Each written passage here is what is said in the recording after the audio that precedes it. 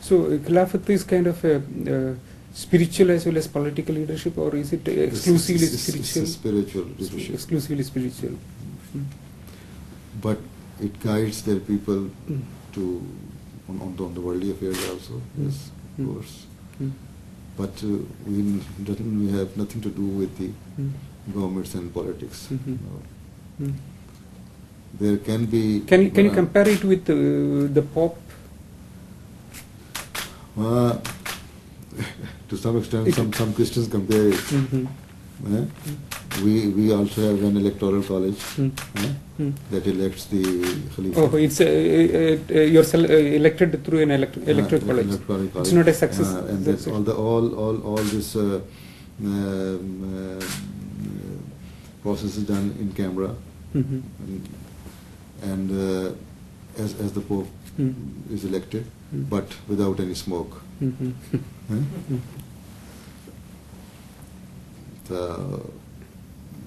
This is how you can compare. And Pope is also a spiritual leader. So, in one way or the other, if we name Pope in our terminology, we can say he is also a Khalifa of Christians. To my knowledge, mainstream Muslims do not accept Ahmadiyya as part of Islam. Why is it so? This is we believe that the person who was to appear in the latter days, as I have told you, so that is the only point has come, and they say it has not yet come. But now some of them say that it will never come. Anyway, so this is the difference. If they believe in it, then they will believe in they will have to believe in the prophethood of the Prophet Messiah al-Islam, and then they will have to believe in the Khilafat. So here, people from among Muslims are also joining us, but those who have vested interests, they try to prevent them from coming into the fold of our community. Now, world over, the Muslim community, the global Muslim community itself is kind of besieged. So as an organization that is that stands, you claim that stands for peace and other the universal brotherhood of human beings, things like that. Then do you have any plan of action for bringing there is a wide gap between the West and Islam and Islam and the rest of other. There is a wide gap, but despite that, we Ahmadis are very welcomed everywhere. Even just recently, I was invited in the British Parliament, and I just addressed to them and told them about the beautiful teachings of Islam. So it is not that there is a wide gap and we are being condemned everywhere. As for Ahmadis, we are recognized in the Western world also, and among all the people who are peace-minded and peace-loving. So have your organization taken any initiative in bringing the Western world and Islam, or in resolving the Palestine issue or anything like that, in a global context?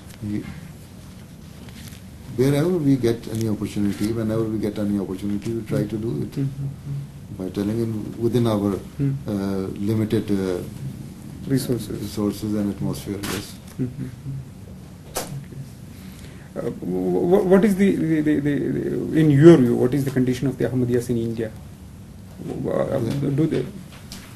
India, you claim to be a secular state, so we are all right here, especially in this part of the country. There are so many religions, and they are living in a friendly manner, very amicably. But in certain part of India, where there are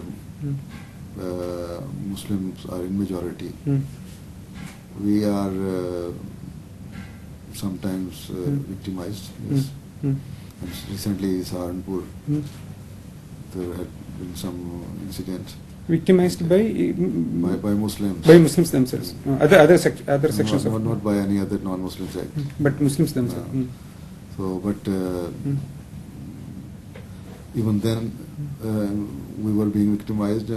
Police did not take, or the administration did not take as firm action as they should have to take. In Pakistan, you are not accepted as a religion, as Muslim. As Muslim, no. That's a state policy. Yes, no, it is in the constitution that for the purpose of constitution, Ahmadis are declared not Muslims. I see. But so at the same time, so you know, although it is an obnoxious law, but it is still there. It is still there. It is part of the constitution, or yes, it is part of the constitution. But at the same time, Pakistan has the largest Ahmadiyya population in the world. Yes, and still increasing. So, in the past 1 week, you have seen this, blast and things like that. As a spiritual leader, do you have any advice? What is your, You see all these things in human actions, and they are totally against the teaching of Islam. Even during the wars, Holy Prophet of Islam used to say to his army that whenever you capture any land, your fight is only with the army of the other opponents. Whenever you capture any land, don't try to kill innocent children or women.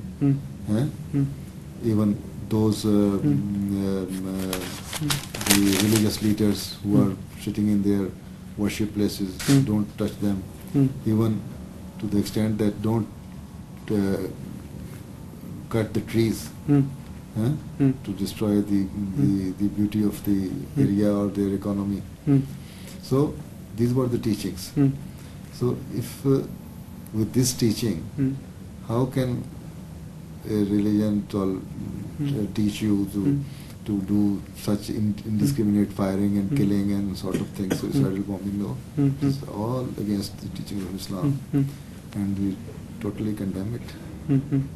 So you just mentioned that the number of Ahmadiyya people is increasing worldwide, and what is it that brings people to this community? Do you like peace? You? Right. I'm asking you a question. Yeah, right. Yes.